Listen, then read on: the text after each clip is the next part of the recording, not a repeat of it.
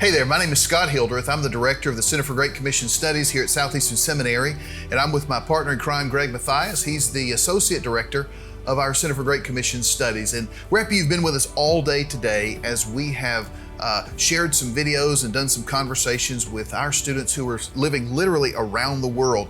And as we find out how the coronavirus and the global pandemic has influenced their lives and the work that they're doing. And now we have Julie with us. Julie, thanks so much for being with us. Can you let those who are watching know about you, where you live, and the type of work that you're doing? Absolutely. It is great to be with you guys. Thanks so much for having me. I am living in South Asia. I've been there since 2012 and live in one of the mega cities. So about 25 million people live in my city, which is kind of crazy because I come from a pretty small town in Florida. So I'm originally from Jacksonville, Florida area, had lived in Raleigh for seminary and then moved out there. But our team is doing church planting work. Okay. And so we have 4 major teams in the city that I live in. One is focused on church advance and training amongst the local churches. Another team's working to engage UPGs. We have another team that's working in the slum communities. And then the team that I work on, we're actually engaging college students, artists, and professionals that live in the city. So that's a little bit of kind of what my work looks like there in the city that I live in South Asia. Yeah. That's fantastic, Julie. That really helps a lot. And so you headed out in 2012, and I know that you got some great training and equipping to head to the field, but nothing could have prepared anybody, much less you and your team, for 2020 and the global pandemic. And so help our viewers understand what COVID has done, the impact it's had on daily life and just your city and your people. Yeah, you're right. Nobody could have prepared for what was to come in 2020, and I know that's across the world. But in our city, the end of March, actually nationwide, we had a nationwide lockdown that went into place. And lockdown means, hey, we didn't leave our houses for the first 3 months of this thing. And so we live in high-rise apartments, most of us there in the city. And so I spent a lot of time for the first 3 months of lockdown in my 3-bedroom apartment, which is about less than 700 square foot. Things slowly started to open up after that in terms of being able to get out and actually get groceries. Prior to that, you could only get what was being delivered to your doorstep. They would have like vegetable guys or, kind of the basics come to the apartment complex. But it was really a really tight, strict lockdown. We have since then seen things start to open up just a little bit, but even still in the country where I am, man, the numbers are just still going up pretty high with COVID. It's tight in the slums. And so they really are trying to be cautious and keep people as close to home as they can. All of our public transportation has been shut down. We have in the city that I live about 8 million people a day take the local trains.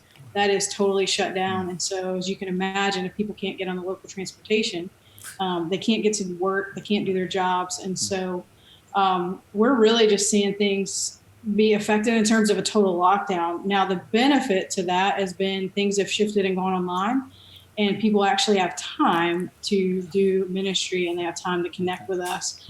But the markets are closed. I've never seen my city look the way that it looks. So things have opened up and I've been able to go outside. I'm just like floored to see empty streets because there's one other city in the world that has more people per square footage than the city that I live in. And so it's just wild to walk down the streets and see them totally empty. There's a lot of shame and fear in the culture that I'm in. And so people are that's playing into how they're handling the lockdown. And if you go out and about, then not only is it, ramifications from the police, but also just culturally, there's a lot of shame that goes with that. And so people really are adhering to the lockdown and staying in a lot during this. Wow. So Julie, how has all of this impacted the work that you and your team are doing? I can imagine there's made some dramatic shifts. Again, if you're planning for great crowds and this type of thing and the extreme nature of the lockdown. So can you help us understand how your work has been influenced by this, the work that your team is doing? Yeah, that's such a great question. So normally in the summertime, we will have close to 60 U.S. college students come out and work with us for the summer. And so given the circumstances, total lockdown, obviously international travels banned coming into my country, they just shut all that down. We couldn't have these teams come out. And so honestly, we really started wrestling with, and what does this mean? This is what's God up to? We know that he's doing something. We have to trust in his sovereignty in this, but we don't understand. And the other kind of thing that we really wrestle with in a city like mine is time. People don't have time to meet. Well, one thing that automatically opened up due to lockdown is now people have time to meet, but we can't get to them. So what does this look like? So we started really wrestling through that, praying through that, and just saying, okay, God, we trust you with this, but we don't, you're limiting us. We don't know what this looks like. And two things have really opened up for us. One, we've been able to go online, like social media, in terms of outreach through like Facebook ads and social media stuff, and just put things out there that are really reaching and getting to the homes of people that we honestly wouldn't have had a chance prior to this to connect with. So that's opening up doors that we totally weren't expecting. And we really do expect we'll continue to use this type of outreach even after things go back to a new normal, whatever that's going to look like in the days ahead. But the other thing that's been incredible has been local ownership of the Great Commission. We pray regularly. That's our vision, is to see local ownership of the core missionary task among every people in place in South Asia. We've been praying for that, asking for that.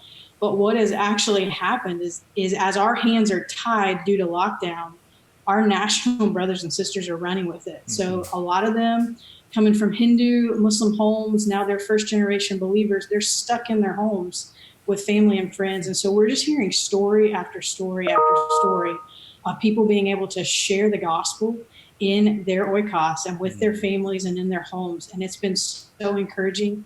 We've shifted a lot of our discipleship to Zoom meetings. So I know a lot of you guys are doing that in the States as well. And it's just been a great opportunity because people have time now, we can have these trainings, we can have these discipleship opportunities and still be able to grow in discipleship with these believers we've been investing into. But now we're seeing them really take ownership and go out and do the work. So I can't tell you, I lost count of how many of our local partners have told us, I am so thankful for lockdown because the Lord has grown my faith and he's given me opportunities to reach out to my family and my friends. And so lockdown's been hard. I don't want to minimize it or make it sound like it hasn't been hard, but God's been moving and doing some really cool things amongst the believers in our city. And that is so encouraging, Julie. Thank you for that. And I want you to know that we are praying for you, for your team, your ministry, and your part of the world. And thank you to our viewers. As you've joined us throughout the day, our hope is that it's given you a snapshot on this Mission Emphasis Day, a snapshot of what God is doing in and through Southeastern students all around the world to fulfill the Great Commission.